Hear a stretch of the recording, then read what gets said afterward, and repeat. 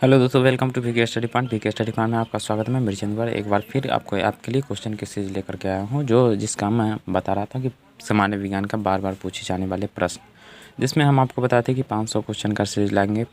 First series में आपको 50 question करा दिए थे और आज नेक्स्ट पार्ट में भी आज हम आपको 50 क्वेश्चन कराने वाले। तो 50 क्वेश्चन में हमारा ये क्वेश्चन नंबर 51 क्या करा दोस्तों, वीडियो को लास्ट तक जरूर देखें और अच्छा लगे तो प्लीज़ एक लाइक ज़रूर करें। दोस्तों, ये उन भाइयों के लिए हैं जो तैयारी नहीं किए हैं या फिर तैयारी करना चाहते हैं, ठीक है। तो वन डे एग्ज़ाम के लिए काफ़ी हेल्पफुल रहेगी, तो आप लोग इसे सुन सकते हैं। इसे आपके पास टाइम है तो इसे दोबारा सुन सकते हैं। ऐसे सुनने से और देखने से आपको याद हो जाएगा, तो आपको कोई पढ़ने की आवश्यकता भी नहीं होगी। आपके लिए मैं लगातार सीरीज लेकर के आऊँगा, उसके बाद चैप्टर वाइज भी क्वेश्चन कराऊँगा, ठीक है। तो हमारा ये पार्ट 2 है, तो इसमें हम स्टार्ट करते हैं। Question number 51। क्वेश्चन नंबर 51 में हमको क्या कह रहा है कि न्यून तापमान क्या कह रहा है, न्यून तापमान जैसे क्रायोजेनिक्स कहते हैं। क्या क्रायोजेनिक्स का अनुप्रयोग क्या होता है? तो ये होता है अंतरिक्ष यात्रा में। किस में होता है? तो अंतरिक्ष यात्रा में चुंबकीय पृथक्करण एवं दूरमिति में। किस में होता है? तो अंतरिक्ष यात्रा, चुंबकीय प्रत्यापन तथा दूरमिति में होता है, ठीक है। हमारा क्वेश्चन नंबर 52 क्या है? द्रव बूंद के संकुचित होकर न्यूनतम क्षेत्र घेरने की प्रवृत्ति का कारण क्या होता है? हमारा जो द्रव होता है ना, द्रव का जो बूंद देखे होंगे आप, ठीक है, वो एकदम गोल टाइप पर आता है, ठीक है, वो संकुचित होता है। और न्यून क्षेत्र घेरने की प्रकृति का कारण क्या है? तो इसका कारण क्या है? तो इसका कारण सिंपली कारण है कि इसका पृष्ठ तनाव के कारण ये क्षेत्र घेरता है, न्यूनतम क्षेत्र घेरता है। तो चलते हैं क्वेश्चन नंबर 53 की तरफ। हाँ, तो दोस्तों हमारा क्वेश्चन नंबर 54 में कह रहे हैं जब किसी झील की तली से उठकर वायु का बुलबुला ऊपरी सतह पर आएगा तो उसका कार्य क्या होगा? तो सिंपली देखिए, जब किसी झील से, ठीक है, झील मतलब जानते हैं ना कि जो तालाब टाइप ये पोखर टाइप पर होता है, उसको झील कहते हैं, ठीक है। तो जब किसी झील की तली से उठकर वायु का बुलबुला ऊपर की सतह पर आएगा तो उसका कार्य होगा क्या होगा? तो ऊपर आने पर ऐसे फैल जाता है, ठीक है। तो कैसे ऐसे फैल जाता है तो क्या होगा? बढ़ जाएगा। क्या हो जाएगा? बढ़ जाएगा, ठीक है। हमारा क्वेश्चन नंबर 55 क्या कर रहा है? अल्फा के कारण दो धन आवेश होते हैं। इसका द्रव्यमान लगभग कितना होता है? तो इसका द्रव्यमान लगभग 310 होता है। कितना होता है?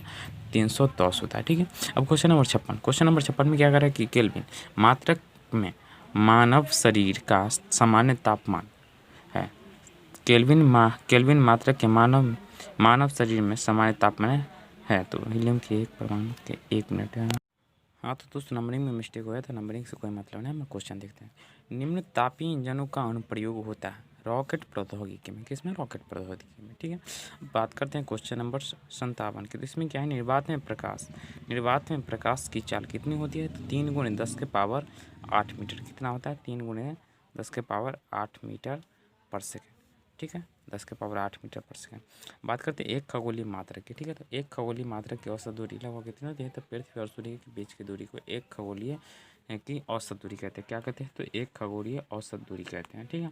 अब बात है क्वेश्चन नंबर 59 की। तो किसने न्यूटन से पूर्व ये बता दिया था? क्या बता दिया था? न्यूटन से पूर्व बता दिया कि सभी वस्तुएं पृथ्वी की ओर गुरुत्वाकर्षित होती है। तो ये आर्यभट्ट जी ने बता दिया था। कौन? तो आर्यभट्ट जी। अब क्वेश्चन नंबर 60 में क्या है? जेट इंजन किस सिद्धांत पर कार्य करता है? तो ये रखिए संवेग संरक्षण के सिद्धांत पर कार्य करता है। हाँ, तो दोस्तों ये रहा हमारा क्वेश्चन नंबर 62 में कह रहा है कि साइकिल चलाने को प्रारंभ में अधिक बल क्यों लगाना पड़ता है? जब भी हम साइकिल चलाते हैं तो हमें ज़्यादा ताकत लगाना पड़ता है साइकिल चलाने में स्टार्टिंग में। तो ये इसका कारण है कि चालक जड़त्व पर विजय पाने के लिए अधिक बल लगाता है। जब हम साइकिल को स्पीड कर लेते हैं तो जड़त्व फ्री हो जाता है, मतलब छोड़ने लगता है, तो हम ज़्यादा स्पीड होने लगते हैं। लेकिन स्टार्टिंग में हमको ज़्यादा बल लगाना पड़ता है क्योंकि विजय पाना होता है जड़त्व पर, ठीक है। अब क्वेश्चन नंबर 63 मतलब 63 में क्या कहें? जीव विज्ञान बायोलॉजी शब्द का प्रयोग सर्वप्रथम किसने किया था? तो हम कहेंगे लैंडमार्क एवं ट्रेवियनस ने किया था। अब क्वेश्चन नंबर 64 में वनस्पति विज्ञान के जनक कौन है?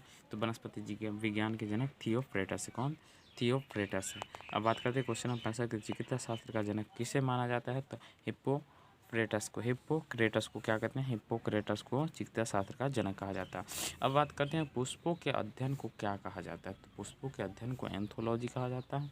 वन अनुसंधान संस्थान कहाँ स्थित है? तो ये देहरादून में स्थित है। कहाँ? तो ये हमारा देहरादून में स्थित है।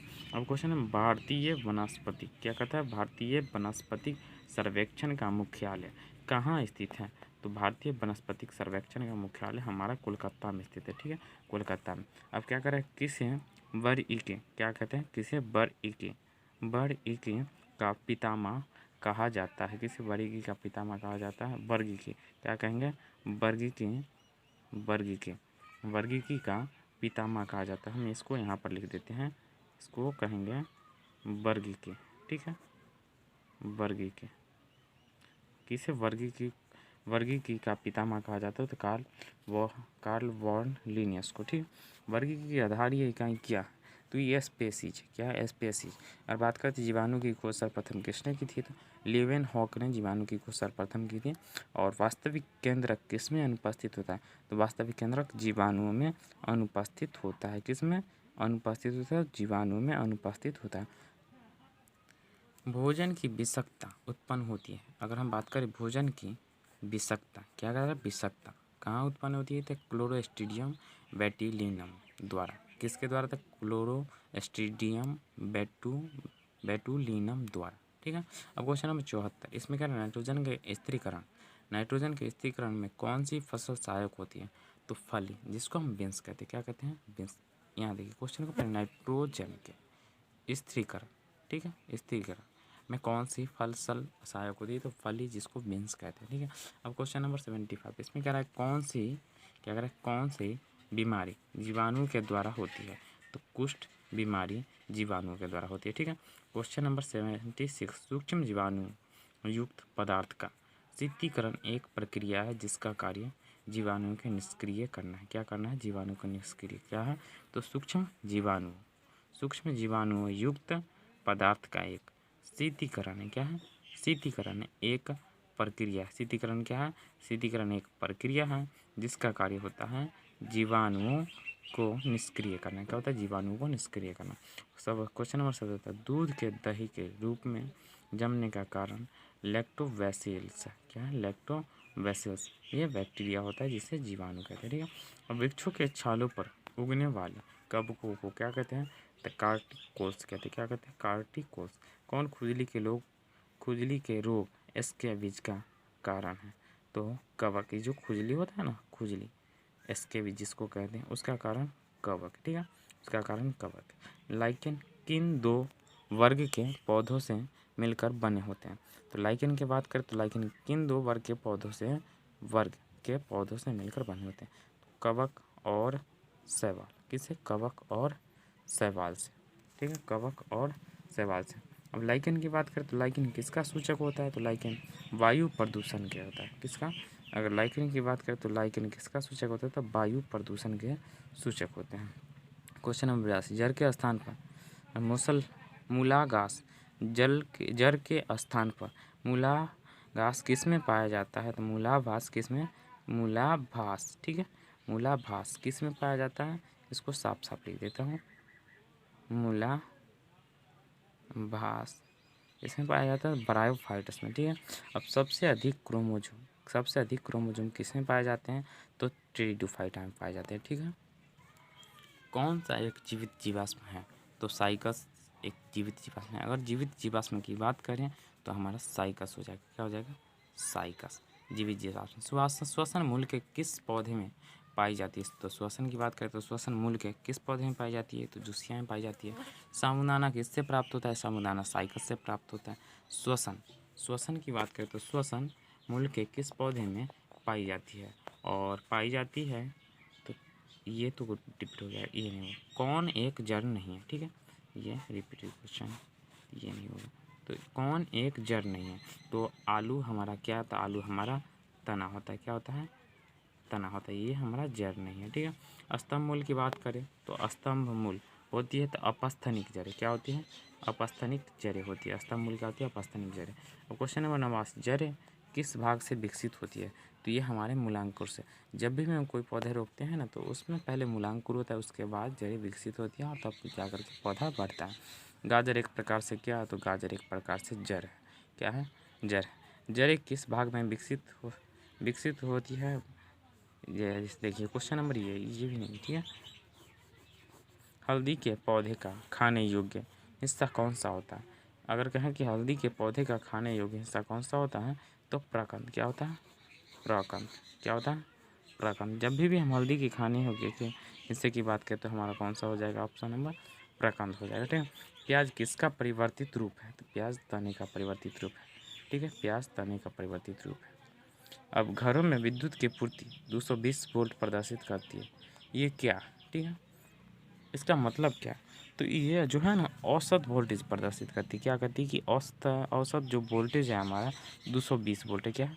औसत वोल्टेज कितना है हमारा? 220 वोल्ट, ठीक है।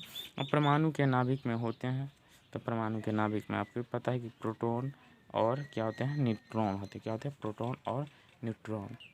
Question number 95। क्वेश्चन नंबर 95 क्या कह रहे हैं? क्वेश्चन नंबर 95 कह रहा है कि एम्पियर किसका मात्रक है? एम्पियर। तो एम्पियर से हम बता सकते हैं कि एम्पलीफायर से किससे बचता है? तो विद्युत से, करंट से। तो हमारा हो जाएगा विद्युत धारा, ठीक है। तो हमारा एम्पलीफायर किसका मात्रक है? तो विद्युत धारा का, ठीक है। अब शरीर रचना की किस वर्गीकरण में लॉबस्टर होता है? तो हो जाएगा क्रस्टेशियंस। किस में होता है? क्रस्टेशियंस में लॉबस्टर होता है। अब कौन से पौधे में नाइट्रोजन स्थायीकरण की क्षमता होती है? मतलब नाइट्रोजन को ग्रहण करने की क्षमता होती है।